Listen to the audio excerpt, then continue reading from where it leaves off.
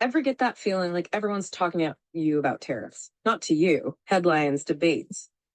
But do we really get how they hit our Yeah, wallets? it gets lost in the noise, doesn't it? Totally. So let's dive in. It's more than just pocket change. It's a political chess match with real economic impacts. And the stakes. Well, they just got higher. 2024 election, Trump's back, and he's brought his tariff trump card. Oh boy. We're talking 10-20% on all imports. And get this, a whopping 60% on anything from China. It's like he's trying to rewrite the rule book on global trade again. Right. So to navigate this economic jungle, we've got the On Global Leadership Team, the OGL folks. They're our guides. They live and breathe this stuff, especially when it comes to China. The best. And their analysis, Yeah. spot on, not just crunching numbers, but connecting the dots. Politics, economics, global trade, the whole shebang. Big. Okay, so let's unpack Trump's argument. He's all about tariffs as this ultimate shield for American jobs and industries. His big claim: these tariffs, they're a punch to China's gut, not the American wallet. Heard that one before. It's Economics 101.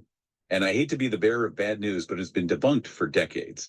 It's not as simple as slapping on a tariff and watching America win. Right. So hit us with the reality check. What's really going on here? Well, the Nonpartisan Tax Foundation, they did the math, and honestly, it's not pretty. Trump's tariffs, they could cost us, the American taxpayers, an extra $524 billion annually.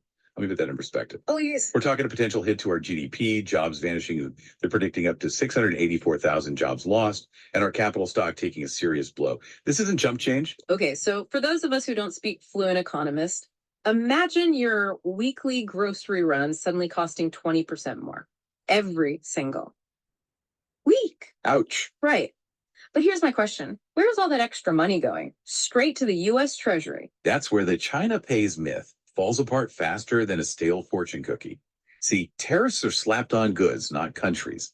And guess who gets stuck with the bill at the end of the day? Let me guess, not Beijing. Bingo. Yeah. Multinational corporations, those giants, they care about one thing: the bottom line, Yeah. profits. They're not going to just absorb that cost. They're passing it right along to us, the consumers, in the form of higher prices. And it's not just about the price tag, right? It's the whole global supply chain thing. Oh, absolutely. It's way more complicated than just packing up and moving next door. Right. Like trying to relocate a 1,000-piece orchestra, one instrument at a time while they're playing a symphony. You're going to hit some sour notes. Guaranteed. And it's not just the logistics of moving. It's costly. It's time consuming. Companies are built on efficiency, predictability. Totally. It throws a wrench in the whole system. Exactly. But here's where it gets even more interesting. Not all companies are created equal when it comes to tariffs. Okay, I'm intrigued. Some feel the heat more than others. Absolutely. Think of it this way. A company's vulnerability is all about location, location, location, where they produce and where they sell. So it's a game of tariff hopscotch. You could say that. Some squares are definitely safer than others. Right. So give us an example. Take Tesla. They're pretty much chilling, sipping lemonade. Why? They manufacture most of their cars for the U.S. market, right here in the U.S. No tariffs for them. Smart. Exactly. But then you've got, say, General Motors. They're sweating a bit. Why? Because some of their U.S. bound cars made in China. Tariffs galore. Exactly. It's a different ballgame depending on where you're sourcing your products. So two car companies, but totally different experiences with these tariffs. Right. And that brings us to Biden, doesn't it? He's not exactly anti-tariff, but he's playing a different game. Night and day. So break it down for us. What's Biden's strategy? Targeted tariffs, precision strikes, focusing on specific sectors, the ones deemed vital for national security or our economic edge. Think electric vehicle batteries, semiconductors, that kind of thing. Okay, so less about a blanket punishment, more about strategic nudges. Exactly. The idea is to incentivize companies, lure that production back to U.S. soil, potentially create jobs in those specific fields. Okay, so it's less about a full-blown trade war, more like what? Economic chess. That's a great way to put it. Picking your battles, strategic moves. But the question is it working? It's early, right? Sure. We're in the first quarter of this economic match, let's say. Okay. But the early signs, they're pretty fascinating. Give us the highlights. Well, take electric vehicle batteries. Biden slapped those tariffs on imports from China, and we're seeing a real surge in domestic battery production. Companies are scrambling to build factories here in the U.S. So a win for American jobs.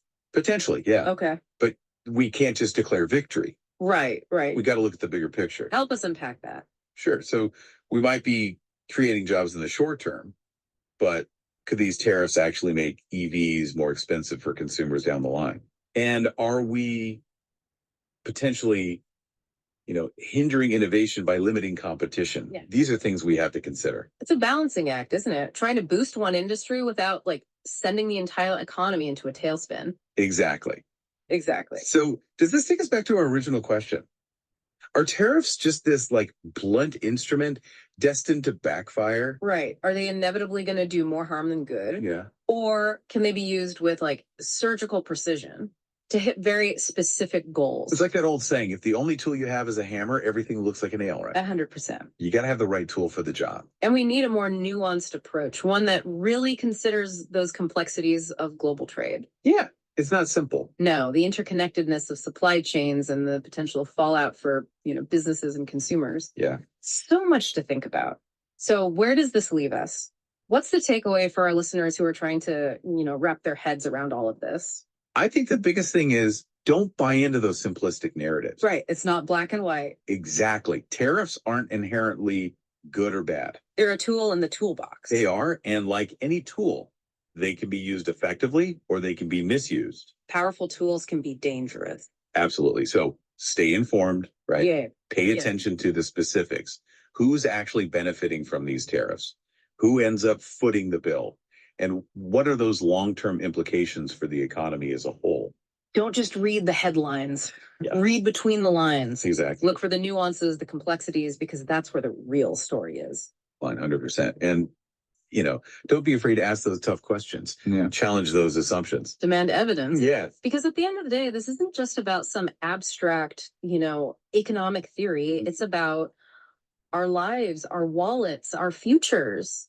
Couldn't have said it better myself. This stuff matters. It does. And on that note, I think we've given our listeners a lot to consider today. A lot to digest, for sure. As always, thanks for joining us for this deep dive into the world of tariffs. We'll see you next time. See you next time. For another plunge into a new and fascinating topic. But until then, keep those questions coming and those minds curious.